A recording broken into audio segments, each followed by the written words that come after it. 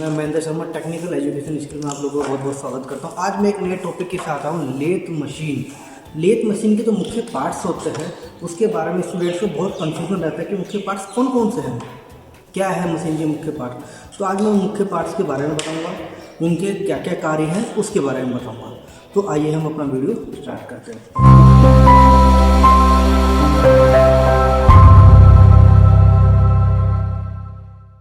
तो अब हम बात करते हैं जो इसका मेन पार्ट है लेथ मशीन का, जिसके बेस के ऊपर पूरी मशीन का जो मैकेनिज्म है उसके ऊपर सेटअप किया गया है। मेन पार्ट है हमारा ये लेथ बेड। ये लेथ बेड है हमारा, जिसके ऊपर पूरा मशीन का सेटअप होता है। इसको ये लेथ बेड जो है ये क्लोज ग्रेन कास्ट आयरन का बना होता है। आइए फिर हम दूसरे पार्ट्स की बात करते हैं। तो दूसरे पार्ट्स में हम देखेंगे ये जो है ये इसका हेड स्ट्रोक है। हेड स्ट्रोक जैसे इसका मस्तिष्क, इसका जो हेड स्ट्रोक है इसको बोलते हैं आर गियर हेड स्ट्रोक। क्या है? आर गियर हेड स्ट्रोक, क्योंकि इसमें बहुत विभिन्न प्रकार के जो गियरों का एक समूह है जिसके द्वारा हम इस लेथ मशीन के स्पीड को कंट्रोल कर सकते हैं, कम या ज़्यादा कर सकते हैं। वो मैकेनिज्म जो जुड़ा है हमारे इन लीवर्स के इसमें जुड़ा है। जो लीवर्स है हमारे, हम इनको जैसे आप यहाँ ब्लू और ये ऑरेंज देख रहे होंगे, हमें इनकी स्पीड को, अगर हमें स्पीड को बहुत कम रखना है तो हम इसको ब्लू पे लेके आएंगे लीवर को, और इसकी सेटिंग हम उसी पर कर देंगे जिस नंबर पर हमें चलाना। अभी हम देख रहे हैं कि अगर हम इसको चलाएंगे तो 45 राउंड पर मिनट ये चलेगी। इसकी जो गति होगी 1 मिनट में 45 चक्कर ये काटेगी। अब हम फिर काटेंगे। और ये है हमारा जो लीवर यहाँ लगा है, ये लीवर क्या है? जो हमारा लेथ चक, इसको बोलते हैं लेथ चक। लेथ चक फॉरवर्ड और रिवर्स स्ट्रोक में चलाने के लिए इसको ये लीवर्स यहाँ लगे हैं, इनको हम इस लीवर्स के द्वारा कंट्रोल करते हैं। फिर हम बात करते हैं हम टेलीस्ट्रोक की। तो टेलीस्ट्रोक जो होता है लेथ मशीन के राइट हैंड, जो हेड स्ट्रोक के राइट हैंड साइड पर फिक्स होता है। ये हमारा जो है टेलीस्ट्रोक है। आप ये देख रहे हैं टेलीस्ट्रोक। टेलीस्ट्रोक का मुख्य कार्य क्या है? किसी लंबी जोत को सहारा देना। जो मुख्य कार्य है लंबी जोत को सहारा देना। आप देख रहे होंगे कि हमने एक रॉड लगाई हुई है इसमें, और ये जो हमारा है रिवॉल्विंग सेंटर से हमने इसको सहारा दिया है। और टेलीस्ट्रोक का एक कार्य, अन्य कार्य भी है, ड्रिलिंग करना, जॉब में रिमिंग करना, टैपिंग करना, ये इसके मुख्य कार्य भी है। और टेलीस्ट्रोक ऑफसेट मेथड के द्वारा टेपर टर्निंग को भी हम काट सकते हैं। अब टेलीस्ट्रोक की हम बात करें, टेलीस्ट्रोक क्या है? 2 पार्ट्स में होता है। पहले वाला जो ऊपर वाला जो पार्ट आप यहाँ से देख रहे हैं ये टेलीस्ट्रोक का अपर साइड है, और इसके बाद जो नट बोल्ट के द्वारा जो फिक्स है इसमें, ये इसका लोअर साइड है। ये नट बोल्ट इसमें जो लगेगा आप देखिए, ये रोटरी व्हील है इसका, इसको घुमाने से इसका स्पेंडल बाहर निकलता है। ये लॉकिंग नट है, हमने इसको लॉक किया हुआ है फिलहाल, ताकि ये जो है आगे पीछे ना जाए। ठीक, फिर अब हम बात करते हैं इसके गियर ट्रेन, क्योंकि मैकेनिज्म जो है पूरा इसका जो लगा है गियर के ऊपर है। ये हमारे गियर बॉक्स है। अब इस गियर बॉक्स के अंदर जितनी भी हम फीड देंगे या हम लेथ मशीन पर जो थ्रेड काटेंगे, चाहे वो ब्रिटिश की हो चाहे वो मैट्रिक की थ्रेड हो, उसकी हमें सेटिंग करने के लिए गियर ट्रेन की आवश्यकता होती है। अब जैसे पहला गियर है, इसको बोलते हैं हम ड्राइवर, और ये होता है ड्रिवन गियर।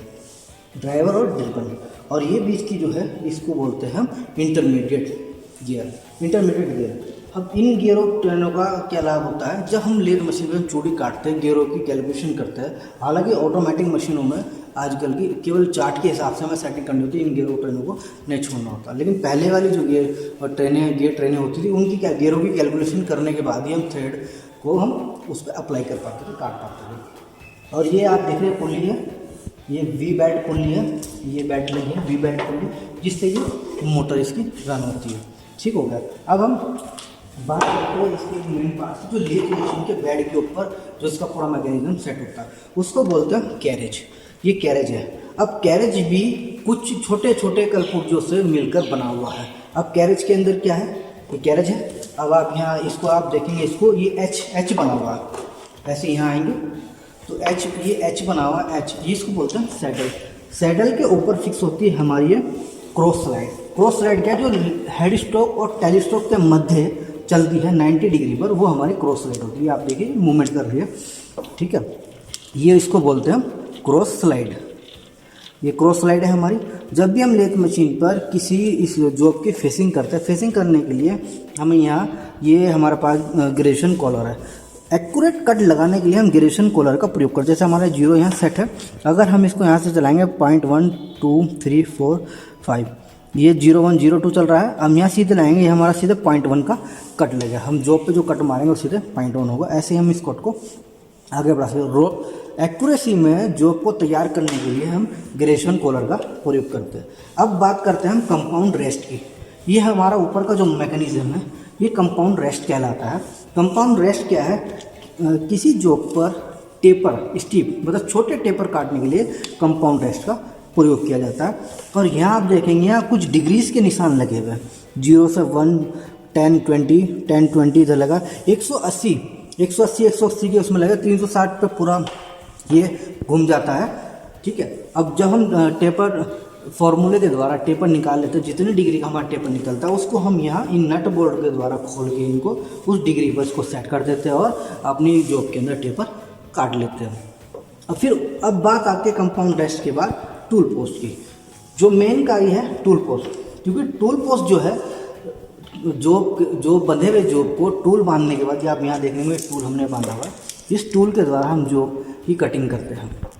जॉब की कटिंग हम इसके द्वारा करते हैं। ये था हमारा पूरा कैरेज। अब कैरेज के अंदर एक ये सामने का भाग आप देख रहे होंगे, ये पूरा का पूरा, जिसमें कुछ लीवर्स ये लगे हुए हैं, ये लीवर्स लगे हुए हैं, इसको हम बोलते हैं एप्रेन।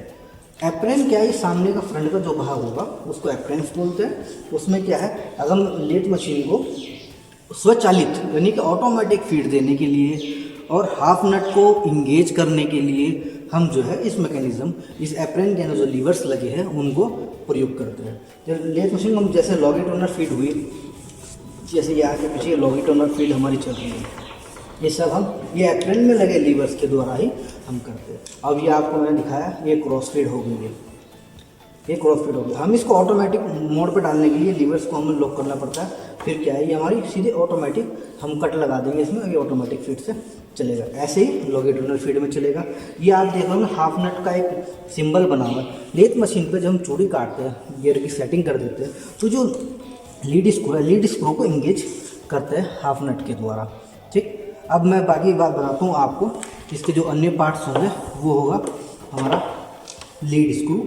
अब जो लीड स्क्रू है, लीड स्क्रू कार्बन स्टील का बना होता है। लीड स्क्रू कार्बन स्टील का बना होता है और उसमें आप ये थ्रेड्स देख रहे होंगे, ग्रूव्स बने हैं, बड़े बड़े रिब्स जो ग्रूव्स बने हैं, ये थ्रेड है। इस थ्रेड का नाम है एक्मे थ्रेड।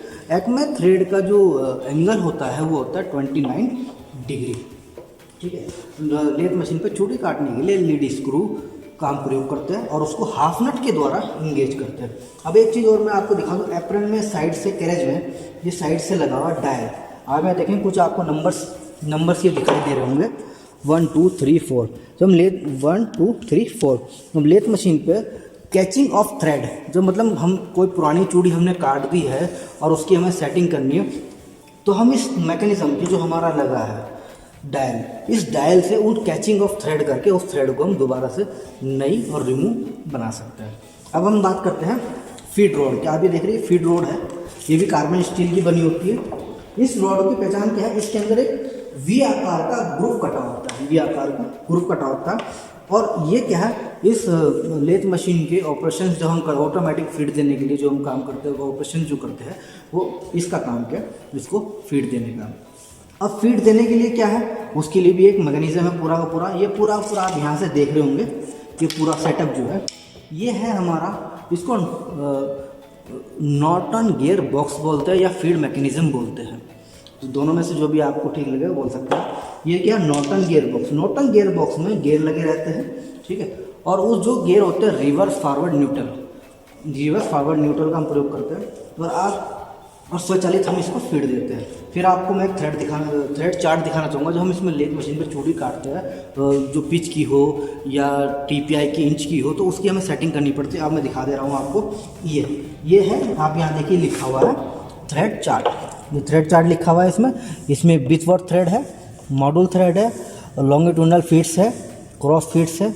ये फीड चार्ट दिखा रखे हैं। इस फिट चार्ट में हम जब थ्रेड की सेटिंग करते हैं, चूड़ी काटते हैं, पिच की चूड़ी काटते हैं, एमएम की जैसे मॉडल थ्रेड दी हुई सब पिच है, वन पिच की हमें सेटिंग करनी है।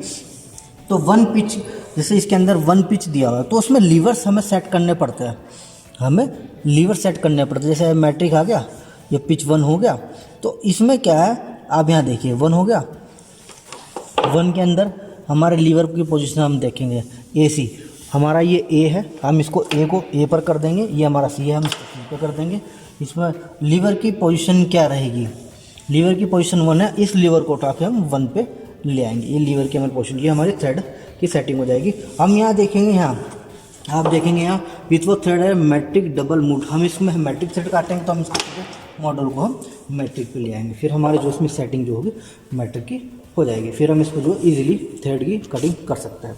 फिर अब हम बात करते हैं इसके और मेन पार्ट्स की। ये हमारा लेग्स, ये लेथ मशीन के लेग्स होते हैं। अब लेग्स का क्या काम है, लेग्स को तो पता ही है आप, इसको फाउंडेशन करके नट और बोल्ट के द्वारा इसको बिल्कुल फाउंडेशन कर दिया जाता है ताकि हैवी कट लेते समय लेथ मशीन पे वाइब्रेशंस ना आए और लेथ मशीन की एक्यूरेसी खराब ना हो। एक चीज़ हो रहा है, आप यहाँ देख लेंगे लीवर्स लगा हुआ, इसमें स्ट्रोक स्टार्ट, इसकी जो लेथ मशीन की जो 3 फेस की जो मोटर है वो इसके अंदर है। लेथ मशीन की जो लेग्स है उसमें सुविधा दी गई ताकि वो मशीन का जो इलेक्ट्रिक पैनल जो है वो उसके अंदर ही रहे, मोटर्स वगैरह इसके अंदर है। हम स्टार्ट कर रहे हैं तो हम इसको स्टार्ट पे लीवर डाल देंगे तो हमें हॉर्स पावर की जानकारी जो है यहाँ से पता चल जाए, कितनी वोल्ट इसके अंदर बिजली आ रही है, कितने एम्पियर का करंट इसके अंदर है। फिर ऐसे ही ये वाला जो लेग्स है गियर वाला, जब हम लेथ मशीन पे थ्रेडिंग करते हैं या टर्निंग करते हैं, नर्लिंग करते हैं, बोरिंग करते हैं, अन्य किसी भी ऑपरेशन को अगर हम करते हैं तो ये कूलेंट, ताकि जो और टूल के बीच में जो घर्षण पैदा होता है उसको कम किया जा सके, टूल लाइफ को बढ़ाया जा सके और जॉब पे उच्च फिनिश लाई जा सके, उसके लिए क्या हम कूलेंट का प्रयोग करते हैं। कूलेंट का प्रयोग करने के बाद क्या, कूलेंट जब हमारा गिरता है, गिरने के बाद वो हमारा इसमें ट्रे में जाएगा।